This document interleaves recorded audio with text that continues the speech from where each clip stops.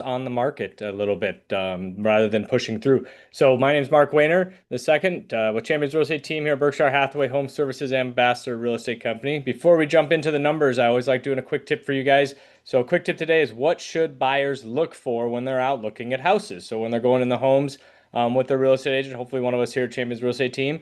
I tell my clients they kind of worry about the oohs and the ahs. I worry about the details. So when you're going through and like what I look for in the house, kind of look at foundation things, see if there's anything that looks out of the ordinary, cracks settling. And then the thing is too is when you're going in those houses, agents and the photography that we have is very good. So sometimes you can see, the imperfections if there's any deferred maintenance items to take a look at. Some people may have just put a new fresh coat of paint. They may put a lot of like lipstick on the pig for all intents and purposes, but your furnace, your air conditioner, your things of that sort may be old, a little bit older, and those things are going to be, going to be some big expenses coming down the road potentially for you. So those are things I look for when you're working with the buyer.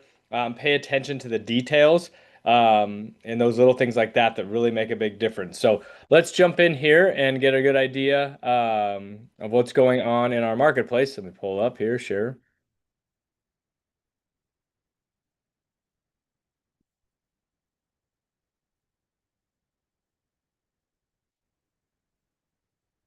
All righty. So like I said, we kind of put a pause maybe on the market, not necessarily pause, but just kind of, our numbers were down. So basically our new listings that went live over the last 7 days. Last week we are at 657. We're down to 583.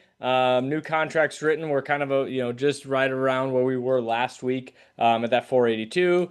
Sold homes down a little bit. So that's kind of what's indicative of what the market was 45 days ago when those homes went under contract. Obviously, we're starting to see some of those homes that new construction homes that were under contract a year ago or so, obviously getting sold, closing on those side there. So that's what we're kind of seeing as far as numbers go. We're just 100 off from being one in, one out. So one coming on the market, one going off the market. We'll see that market kind of pick up here as we go into the middle of May.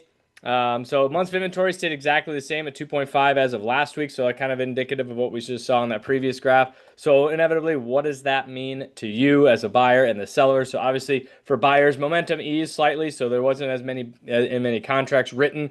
Obviously preparation is still key in that aspect of it. Make sure you got your ducks in a row.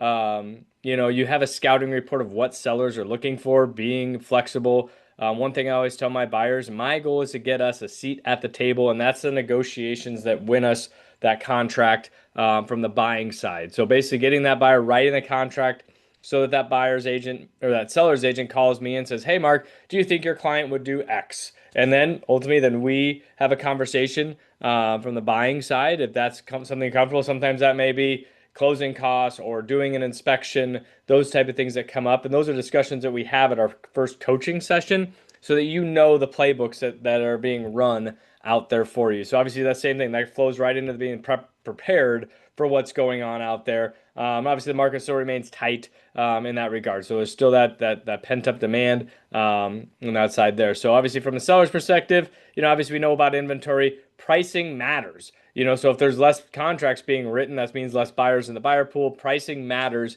and positioning that home. Some people look at it that, oh, they read the press clippings, they hear the headlines, and the people that jump on social media that are just trying to get that likes and get a lot of razz going. But here at James, we want to give you the details, we want to give you the numbers, and that pricing makes it was very important because those buyers that are out there looking, they know what 500,000 gets them versus what 450 gets them versus 550. And if you're like, well, I know the market's, a hot seller's market, we're going to price it at 550. Well, if they go in there and they go, that's not a 550 house, this is like a 525 house, they may not even come and write you an offer because they don't even want to waste their time because they think in the seller's mind, from a buyer's perspective, they think the sellers are stuck on that number. They're not going to come down, and so those type of things, those are ways we can negotiate that or, put our best foot forward from a buyer's perspective. And that's something I can go into more in detail on our coaching session. So if you want to hit me up, comment Omaha, and we can get you, a good coaching session set up for you and get a game plan for you. So obviously, activity software this week, we talked on that. So is that momentum pausing? I think it's just kind of that time of year, school is starting to get wind down. So people are trying to get their calendars. I know personally myself, we got softball practice, softball games, and dance and soccer, and we got all sorts of crazy things going. At least in my world, So I can see just as much as those home buyers and sellers out there are going to be doing the exact same thing. So that's what we're taking a look at as far as what's going on in the general marketplace. So as far as lending goes, our interest rates are kind of around 6.25. They're kind of hovering there. I'll predict the consumer expenditures report comes out tomorrow. That's a good idea, a good barometer on what inflation looking back at the last month. So the market will kind of go, depending on what those numbers come out as. Obviously, we have the instability essentially in the Middle East, that are the energy prices and things like that from the oil and gas and things like that affect those markets.